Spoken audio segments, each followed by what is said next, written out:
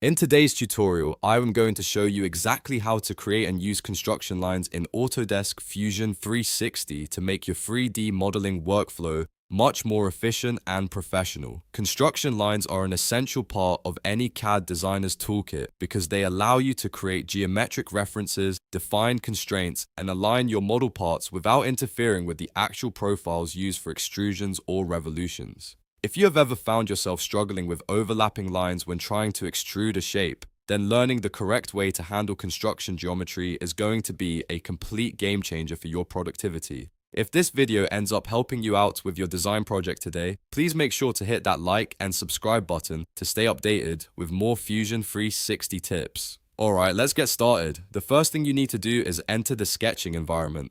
You can do this by starting a brand new sketch on one of the origin planes or by editing an existing sketch that you already have in your timeline. To start fresh, simply click on the Create Sketch button in the top left corner of the interface and select your plane. Once you are inside the sketch mode, look for the line tool in the toolbar or just press the L key on your keyboard as a shortcut. Go ahead and draw a line anywhere on your canvas by clicking once for the start point and clicking again for the end point. At this stage, you will notice that the line is a solid blue or black line, which indicates it is a standard sketch line.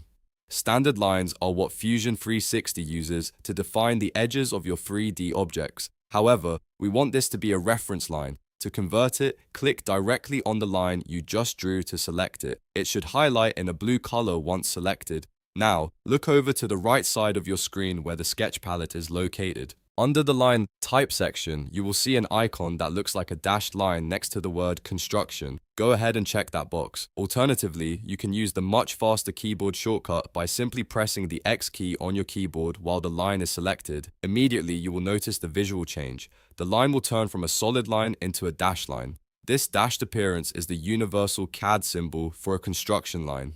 This means that Fusion 360 now recognizes this line as a piece of reference geometry only. It can still be used for dimensions, it can still have constraints like horizontal, vertical, or parallel applied to it, and other points can be snapped to it, but it will not break up your profiles when you go to perform an extrusion. This is incredibly helpful when you need a center line for a mirror command, or if you need to position a hole a specific distance from an edge without creating a new solid boundary. You can also toggle this setting before you even draw the line. If you click the construction option in the sketch palette first, every line you draw from that moment on will automatically be a dashed construction line until you uncheck the box or press X again. Mastering this toggle between standard and construction geometry is the key to creating clean, professional level sketches that are easy to modify later in your design process. Using construction lines prevents those annoying errors where a profile is split into too many small sections, making your 3D operations much smoother,